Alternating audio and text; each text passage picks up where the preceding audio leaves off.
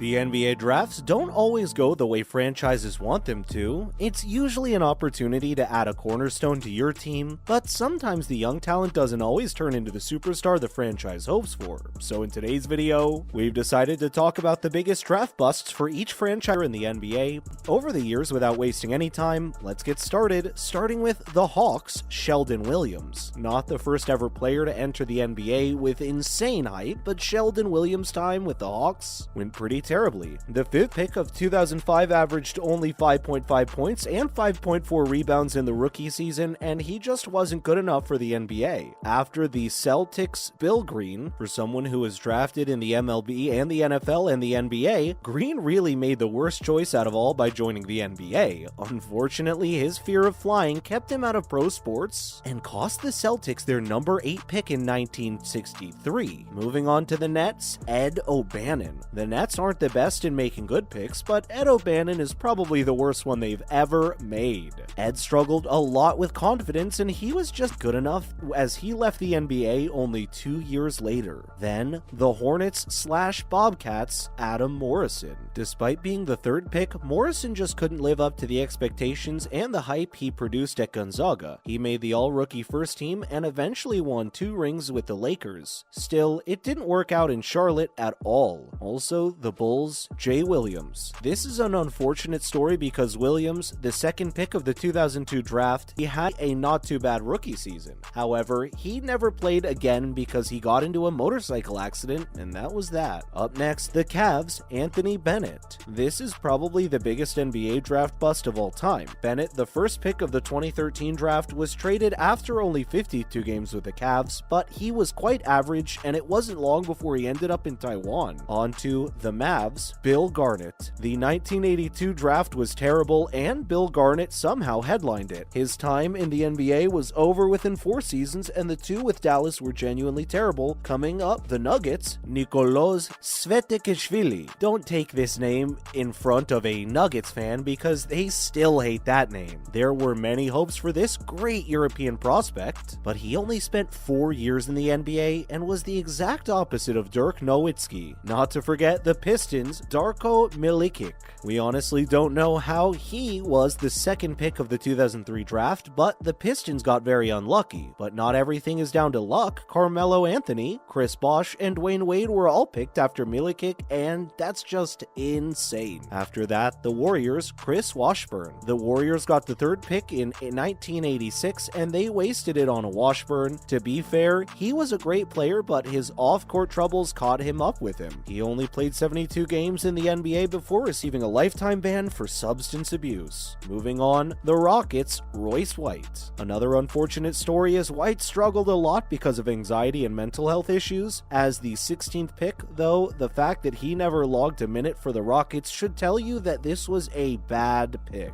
Then, the Pacers, Jonathan Bender. A horrible pick from the Pacers. Bender's rookie season was a disaster. He averaged 2.7 points in 24 games and then struggled with knee injuries for the rest of his career. It gets worse though, because Indiana traded the beloved Antonio Davis to get their pick. Also, the Clippers, Michael Olowokandi. Compared to some of the other names, Olowokandi had a decent 9-year career in the NBA, but that hardly justifies the fact that he was the first pick of the 1998 draft. Clippers fans have probably already forgotten about him. Next, the Lakers, Javaris Crittenton. The 19th overall pick of 2007 ended up in jail, so that should tell you all you need to know. Crittenton pleaded guilty to voluntary manslaughter and was sentenced to 23 years in prison. On to the Grizzlies, Hashim Thabit. This cost the Grizzlies big time. They were an upcoming side when they drafted Thabit as the number 2 pick, but he just wasn't good enough to justify being that high a pick. In fact, he became the highest drafted player back then to play in the NBA D-League.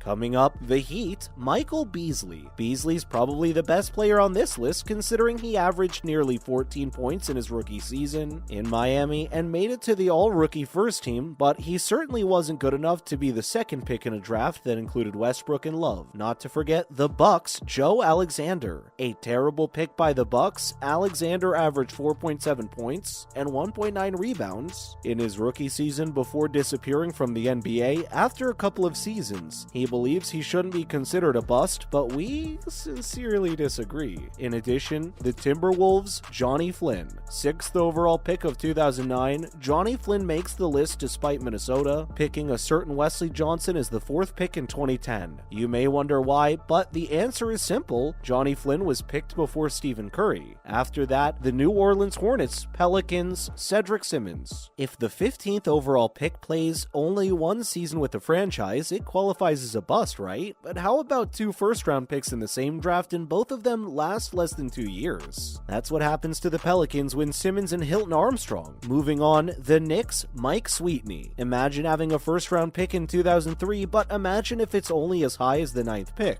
That's what happened to the Knicks, and instead of LeBron, Melo, Bosh, and Wade, they ended up with Mike Sweetney, who spent only 2 years in New York. Sweetney. Then, the OKC, Cole Aldrich. The Thunder can forgive Presti for this pick, considering the rest were impeccable, but Aldrich was a disaster. 11th pick of 2010, Cole only played 44 games with OKC and lasted in the NBA for 8 seasons only. On to the Magic, Fran Vasquez. No draft can be worse than Vasquez in Orlando Magic's history. The 11th pick of the 2005 never left Spain and decided to stay in the ABC instead of playing in the NBA. Weird choice, and the Magic paid for it. Also, the 76ers, Markelle Fultz. He became a victim of injuries, and it simply didn't work out in Philly, but he's currently flourishing in Orlando, and that can't be easy to stomach. Fultz counts as bust, but only for the 76ers. Coming up, the Suns, William Bedford. Plenty of nominees come to mind, but Bedford has to be on top of the pile. He only played 6 seasons in the NBA, and just 1 in Phoenix. Lots of off-court issues limited his progress, including the entire 1988-89 season that he missed due to substance abuse. In addition, the Blazers' Greg Oden. Oden is up there with the biggest busts in NBA history. A top collegiate player at Ohio State, Oden was the victim of many injuries, and that's why his career went from being the number 1 pick to playing in China. Limited appearances and high expectations ruined an average career. Not to forget the Kings, Thomas Robinson. An unlucky franchise in draft history, the Kings also picked Thomas Robinson, especially when they were rumored to get Damian Lillard instead.